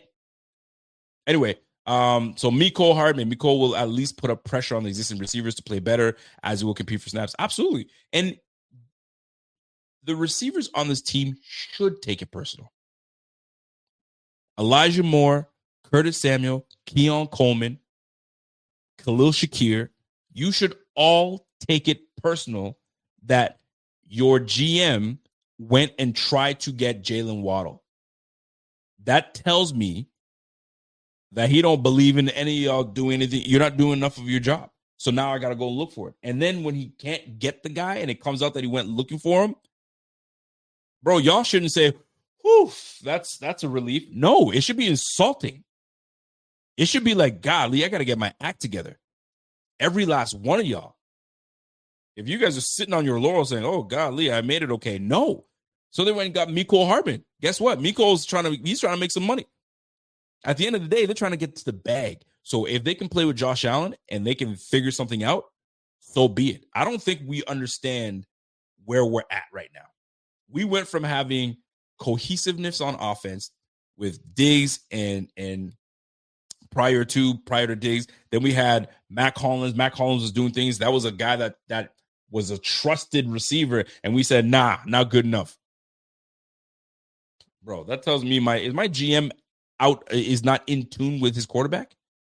That's what it makes me wonder. Is Brandon Beane not in tune with what Josh Allen needs? Like, did Josh Allen not open his mouth? Some might say, well, he did, because he said he wanted Keon Coleman. They listened. So I guess they do listen to him. Maybe they're listening to him too much. But then if you're listening to him too much and you decided to not listen to him anymore and try to go out and get something for him, it's not working. So there's a disconnect somewhere, man. This is exhausting. I'm exhausted, bro. Give me a cigarette. Golly. It's exhausting trying to figure things out, trying to piece together some things. I'm tired. Jeez, I wonder how, like,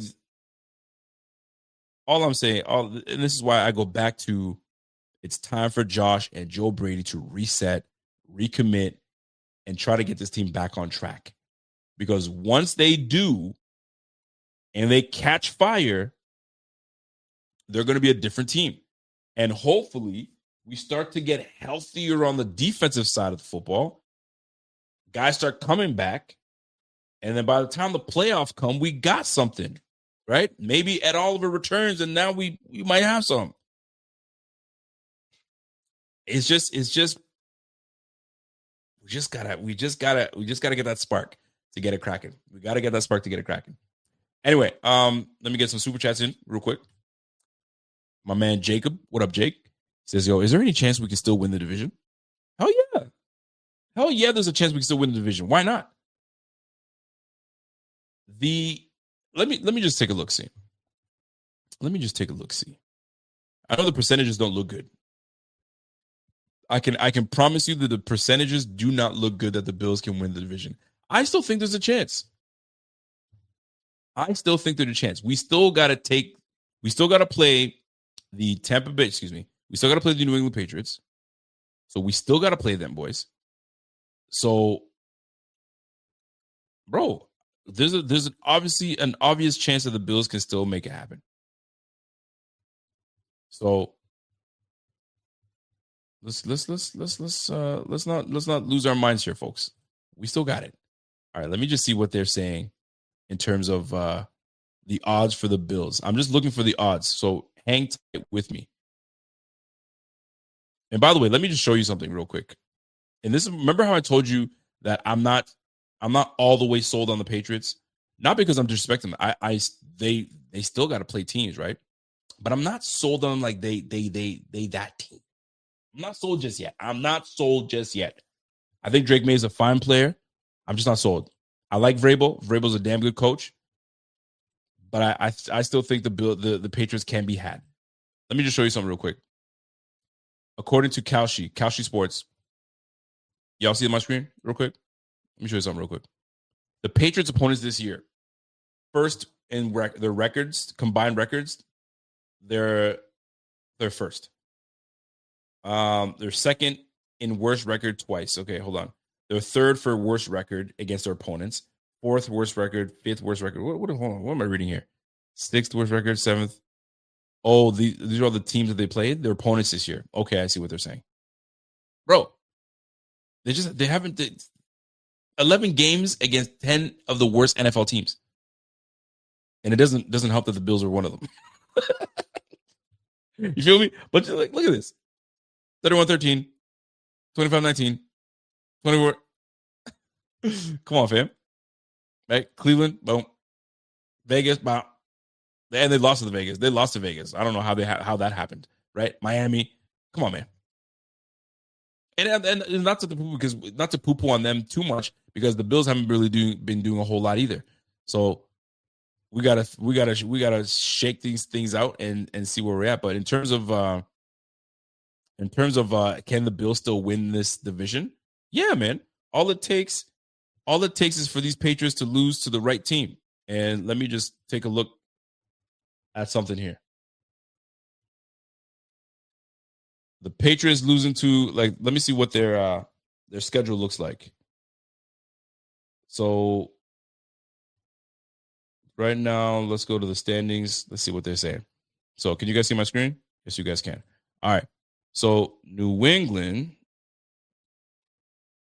the Patriots being at 9-2, they sitting sweet right now. They think they're real good. Right? They won their last 5. They're feeling good. They're on an 8-game win streak. I mean, give it to them. Give them credit. They got the best win streak in the league right now. The next team up, Denver Broncos with 7. So the Patriots, as of right now, are the best squad in the league. So you got to give them their credit. Now let's pump the brakes a little bit, because they're about to get challenged. So the Jets absolutely poo-pooed the bed last night, which was absolutely horrific. Bunch of jokers on that squad. All right, so who the Patriots have? So the Patriots got the Bengals next. All right. Can the Bengals put enough points on these boys and shock the world? We're about to find out. Then they got the Giants. That could be a toss-up. We'll see. They got their bye, and then they got the Bills after the bye. And then they got Baltimore. Bro. 2 tough opponents right here. The Giants, you never know what the Giants, you get the Bengals. Yo, if they could, I mean, lose 2 games right in this range, bro, we're back into it. We're back into it. We just got to do what we need to do. The Bills, we just got to handle the Tampa Bay Bucks. Then we got Pittsburgh. We can handle the Pittsburgh Steelers. I'm not too shook from the Pittsburgh Steelers. And then we're back in it, baby. And we're back in it. We go 7-3, then the 8-3, and then shoot. Let's roll. And now we're back in it. So yes, to answer your question, can the Bills still win the damn division? Absolutely. Absolutely. Am I being a homer? No, because I still believe it's really possible. I really do believe it's possible. Are our opponents a tough group coming up? Yes. Tampa, 6-3. I just read you the numbers. I think we can take the Tampa Bay Bucks. Texans, offensively, they don't really have a whole lot going other than Nico Collins. Defensively, they're the real deal defensively. So we gotta take the ball away. We gotta do what we gotta do. Davis Mills is doing some good things for these boys. So we'll see how that plays out. That is gonna be a tough one. We could get this one.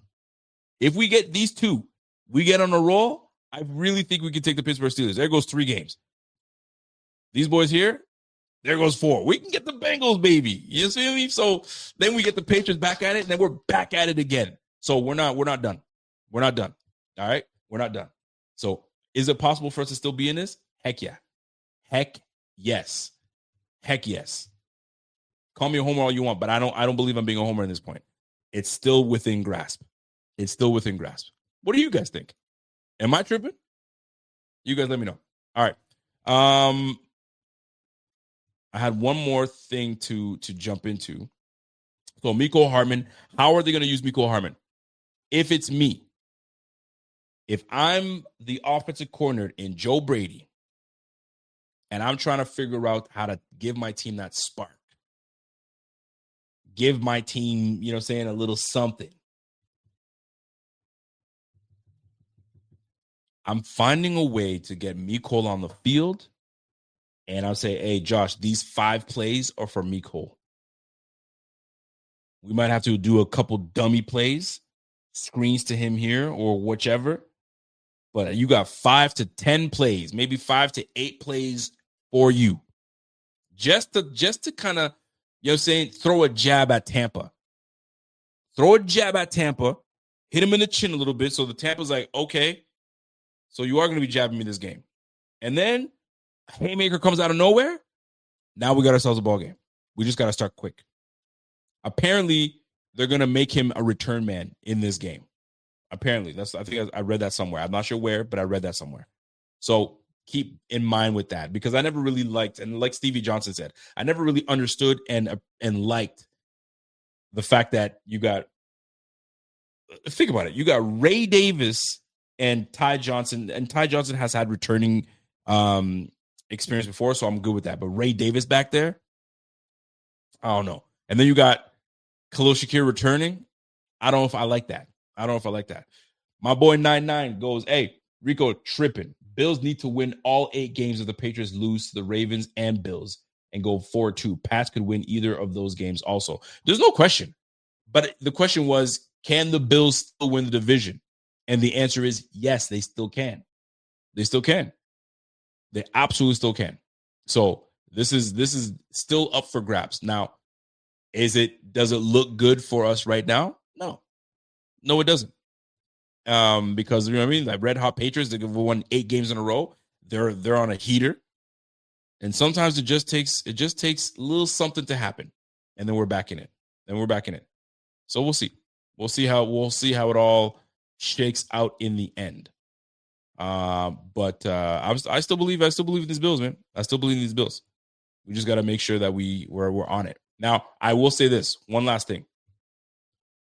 I think Palmer returning, I think is going to open some things up for this offense. I think Palmer returning to the Bills could be a blessing in disguise, because Kincaid having to be out and nursing for a couple weeks is now forces Josh to, I don't know, dig deep and find out which one of these guys is going to stand out. We did pay a lot of money for Josh Palmer. So it would make sense for them to try to get their money back, return on their investment. So let me put you to work. I'm going to see if I can make some things happen with you. So if that can start going, then it could probably start jump-starting everything else, right? Defenses start changing a little bit. Maybe they start kind of keying in on a few things, and then opens up for Khalil Shakir. And then Elijah Moore finds himself a role in this. This could be a blessing, man. This could be a blessing that the only guy that Josh was trusting was Kincaid. Now Kincaid's gone. So you have no choice but to now put your trust in somebody else. So the return of Palmer hopefully opens things up. And guess what? One X factor here. Dawson Knox is still a good tight end. Dawson Knox has great chemistry with Josh. So just maybe that sparks something, and now we get on a roll. But it starts with Josh and Joe. JJ. Those two boys got to be lockstep. And once they're in lockstep and Josh gets hot, gets a rhythm, and we can play beyond the scripted plays, the first 15, shoot, we might have something. And then throw in a little bit of Hardman.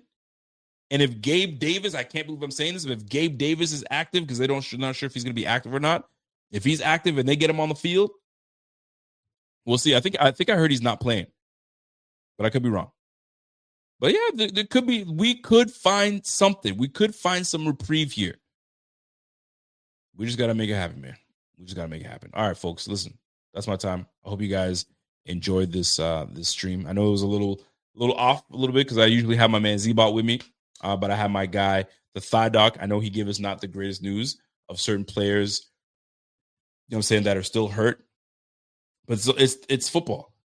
I think the one thing that the Bills must look into is why we're getting just nicked up the way we are at the rate that we are is just absolutely unreal. It's unreal. It doesn't make any sense. So, like, if you have to look at that whole department and say, bro, it ain't working, we need to go somewhere else, then that's what I need to do, because this is unprecedented, man. TJ Sanders out. Ed Oliver out. Like, come on, man.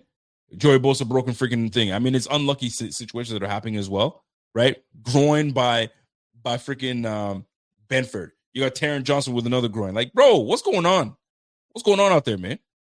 It's too much. It's too much for me.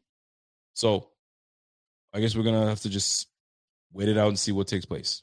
We got a professional. There's a professional quarterback at hand in Josh Allen. So we're gonna find out what Josh is gonna do for us. All right, folks, that's my time. If you guys enjoyed this show, do me a favor, smash that like, and we'll be back at it again Sunday pregame. Probably will be solo. Maybe it'll be with my guy Z-Bot. Maybe not. He's doing his thing, and then we'll go from there. Sometimes it does feel good to get back to being on the solo run. The solo run is nice. Sometimes you get to chat it up and really express yourself and get those feelings out. But I'll say this, man, just to be I want to end this on a positive note. Just because like the Bills being at 6-3, let's not get it twisted here. Like, don't forget who we got at quarterback. Don't forget we got a damn good running back. Our O-line is absolutely intact and healthy and good. One of the best O-lines in the game. We're rusty. We're off. Once we freaking click it on, you know how deadly this offense can be. And when Josh is dialed all the way in, there's no, you can't take this guy off of it. It's like a dog and a bone. You can't take that dog off that bone. It's a wrap. It's like a pit bull. Pit bull, they lock on, it's over with. So right now, my man, he's playing like a little chihuahua right now. we go, you know what I mean? Put the hose on him or something to wake him up a little bit. Give him a little bit smelling start, turn him into that pit bull, and then we on it. But it's gotta get there. It's gotta start with one play at a time, one great play call at a time, and the defense. Somebody make a play. Somebody make a play, man. That's all I'm gonna need.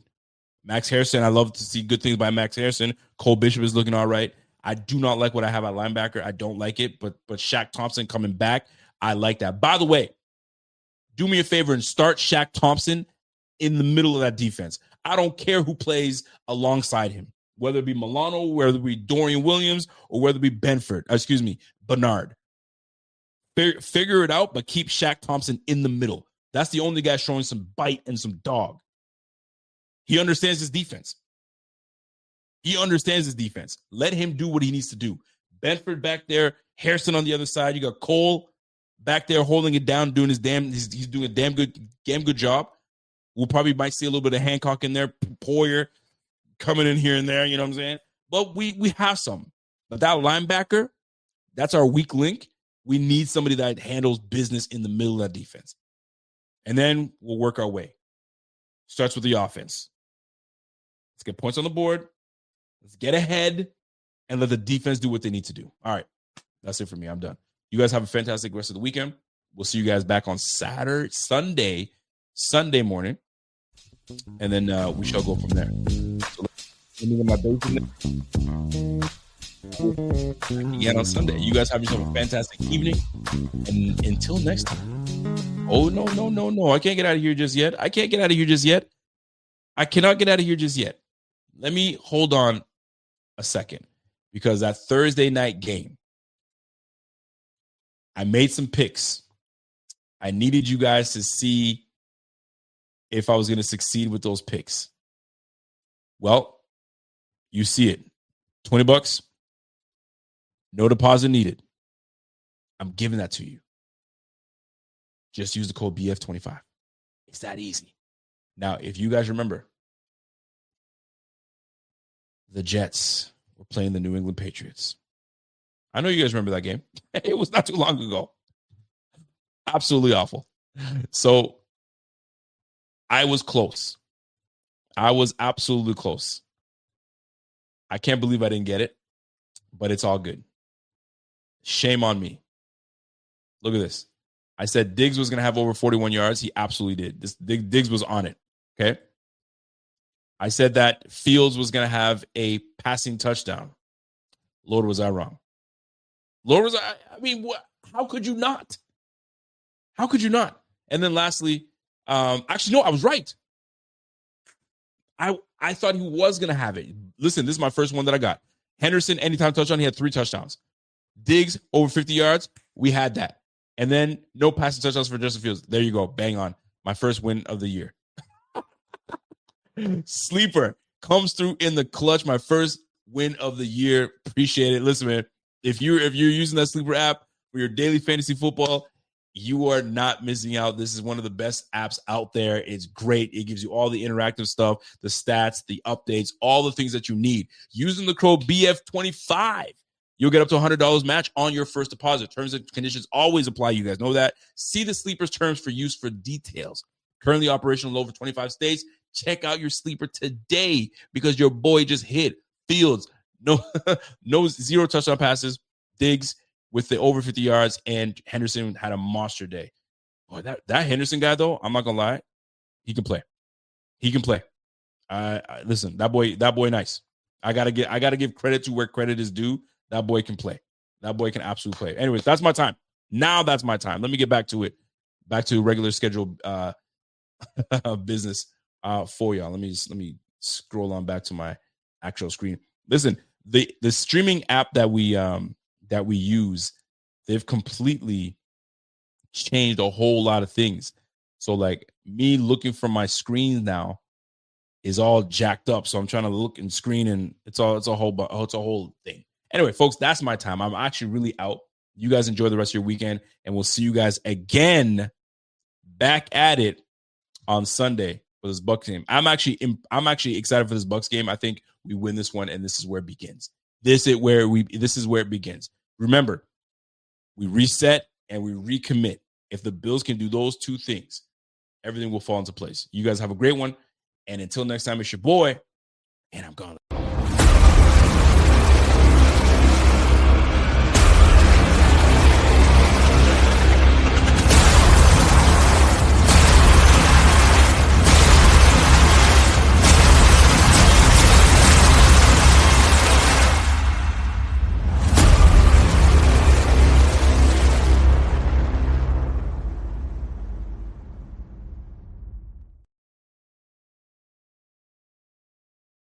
If you're a maintenance supervisor at a manufacturing facility and your machinery isn't working right, Grainger knows you need to understand what's wrong as soon as possible. So when a conveyor motor falters, Grainger offers diagnostic tools like calibration kits and multimeters to help you identify and fix the problem.